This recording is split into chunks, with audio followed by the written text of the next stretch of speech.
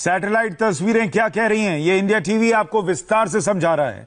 उन अनुभवी लोगों से चर्चा करके समझा रहा है जो उस इलाके को समझते हैं, उस एलएसी को समझते हैं। और अब हमारे साथ पूर्व लेफ्टिनेंट जनरल विनोद भाटिया जुड़ रहे हैं, जो अपने 40 साल के शानदार करियर में इंडियन आर्मी में डीजीएमओ रह चुके हैं। लेफ्टिनेंट जनरल भाटिया को एलएसी के चप्पे चप्पे की समझ है। सर, बहुत स्वागत इंडिया टीवी पर आपका। Thank you. जनरल भाटिया, जिस सैटेलाइट इमेज को लेकर बहुत चर्चा हो रही है, बहुत हंगामा हो रहा है, आपका अपना आकलन क्या है उसको लेकर? देखिए, जो सैटेलाइट इमेजरी है जिसके ऊपर चर्चा हो रही है, मैं उस पर बात करूंगा। जो इमेज इंटरप्रेट कर रहे हैं वो उनका एक तरीका इंटरप्रेट करने का वो कर रहे हैं, लेकिन उनको एग्जैक्ट लोकेशंस का कोई आइडिया नहीं है, उनको एलएसी का कोई आइडिया नहीं है। सैटेलाइट इमेजरी जो है एलएसी नहीं बताती है, एलएसी तो हमको पता है, जो वहां काम कर रहे हैं उनको पता है, फौज को पता है। जो सैटेलाइट इमेजरी इंटरप्रेट कर रहे हैं और उसका अपने डिडक्शन निकाल रहे हैं, अपना उसका जो निकालना चाहिए इन्फ्रेंस वो निकाल रहे हैं, लेकिन उनको एलएसी का पता नहीं है। और यह बहुत ही एक गलत बात है कि अफवाह फैलाना उसमें कि ये हो गया है या वो हो गया है। मैं आपको चैनल के थ्रू आपके सब दर्शकों को विश्वास दिलाना चाहता हूं कि अपनी फौज पे विश्वास रखें, और हम वहां पर डटे हुए हैं।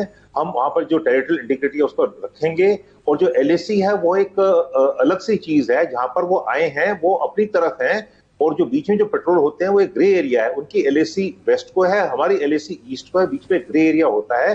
तो ये वहां पर जो है स्ट्रक्चर्स नहीं बनाए, उन्होंने स्ट्रक्चर जो है अपने वेस्ट पे बनाए हैं। जनरल भाटिया, अभी थोड़ी देर पहले हम कुछ और मेहमानों से बात कर रहे थे, और उनमें से ज्यादातर का ये कहना था कि ये जो इमेजेस दिख भी रही हैं ये दरअसल भारत का जमावड़ा है, ये चीन का जमावड़ा नहीं है। सिर्फ इसलिए कि पिंक टेंट हैं तो वो चीन के ही होंगे, ये कहना उचित नहीं है। और ये भारत की तैयारी को दिखा रहा है, भारत के जमावड़े को दिखा रहा है, और भारत के हिस्से में है। ये वही मैं कह रहा हूँ, वेस्ट में है ये।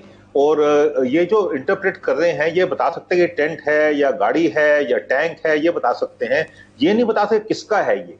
तो हमें जो है, मैं आपको बताना चाहता हूँ दोबारा से, इस इलाके में अगर पहली बात तो डिसएंगेजमेंट चल रहा है, डिसएंगेजमेंट टाइम लगता है, हमें उन पर विश्वास रखना चाहिए। जरूरी बात है, गलवान के बाद विश्वास कम हुआ है, और वहां पर जो दोनों तरफ के ट्रुप्स हैं वो थोड़े से स्ट्रेस में होंगे कि आगे विश्वास रखना है। 45 साल के बाद ऐसा हादसा हुआ है, तो जरूरी बात है। लेकिन डिसएंगेजमेंट के साथ डीएस्केलेशन नहीं हुआ, डीएस्केलेशन द नेक्स्ट स्टेज होगी। डिसएंगेजमेंट और डीएस्केलेशन में फर्क होता है। अभी जो हुआ है डिसएंगेजमेंट चल रहा है, और जितनी जल्दी जितनी अच्छी तरह डिसएंगेज करें उतना अच्छा रहेगा। क्योंकि अगर हमारे ट्रुप्स और पीएलए के ट्रुप्स कांटेक्ट में रहते हैं तो जरूरी बात है, चांस जो होता है गलवान जैसे इंसिडेंट के बढ़ जाते हैं। ये दोनों देश नहीं चाहते हैं, तभी उन्होंने कोर कमांडर लेवल पर जो मीटिंग हुई थी 2 दिन पहले, उसमें उन्होंने फैसला किया डिसएंगेज करने का। और ये जो इमेज इंटरप्रिटेशन कर रहे हैं ये लोग, ये समझते कि कौन सा किसका टेंट है, ये इलाके को नहीं जानते, ये सिर्फ एक डिग्री दे सकते हैं, उसके अलावा इनको नहीं पता टेरेन के बारे में। नहीं पता टेरेन के बारे में, मेरे जैसे लोगों से पूछिए आप। वहां काफी हमने वहां जिसको मैं कहता हूँ घुटने रगड़े हुए हैं, वहां तो पैदल चलना पड़ता है, सांस फूलता है, बहुत सारी चीजें और होती हैं।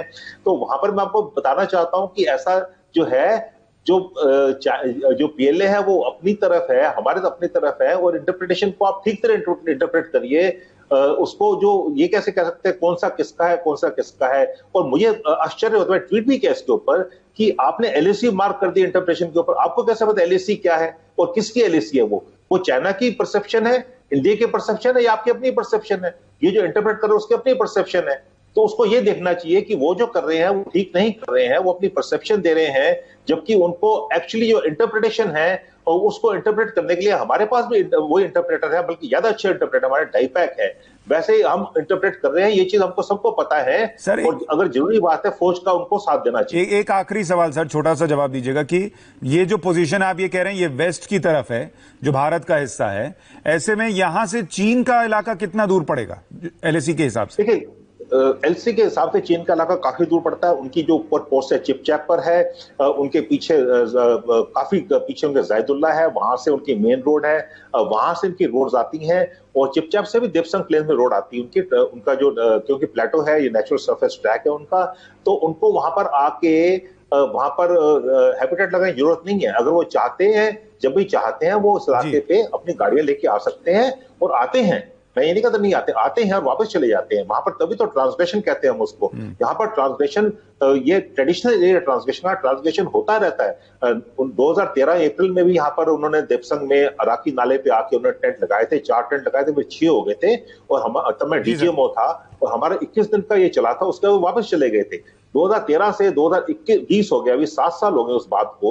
वो आएंगे और वापस चले जाएंगे, वहां पर उनको जरूरत नहीं है वहां पर टेंट लगाने की। देखिए मोटे तौर पर सर एक बात तो ये है कि ऐसी इमेजेस बहुत सोशल मीडिया पर अभी घूमती रहेंगी, क्योंकि बहुत प्रोपेगेंडा भी चलता है, बहुत कुछ पर्दे के पीछे भी चलता है। लेकिन आप जैसे जो अनुभवी लोग हैं, हमारी कोशिश ये है कि आप आकर लोगों को सच्चाई बताएं। ये चाइना की 3 वॉरफेयर स्ट्रेटेजी है, उनकी 3 वॉरफेयर स्ट्रेटेजी समझनी चाहिए हमको। उसमें आईडब्ल्यू और प्रोपेगेंडा बहुत जरूरी उसमें हिस्सा है इस चीज के। कोई नहीं सर, हम आप जैसे अनुभवी लोगों से ये प्रोपेगेंडा भी फेल करते रहेंगे और दर्शकों को पता चलता रहेगा कि एलएसी पर भारत कितनी मजबूती से डटा हुआ है और 1 इंच भी जमीन छोड़ नहीं रहा है। सर बहुत शुक्रिया हमारे साथ जुड़ने के लिए आपका। Thank you sir. General Vinod Bhatia को आप सुन रहे थे, लेकिन एलएसी पर आर्मी का प्लान 60 क्या है ये आपको बताएंगे दोपहर 12 बजे। फिलहाल एक छोटा सा ब्रेक।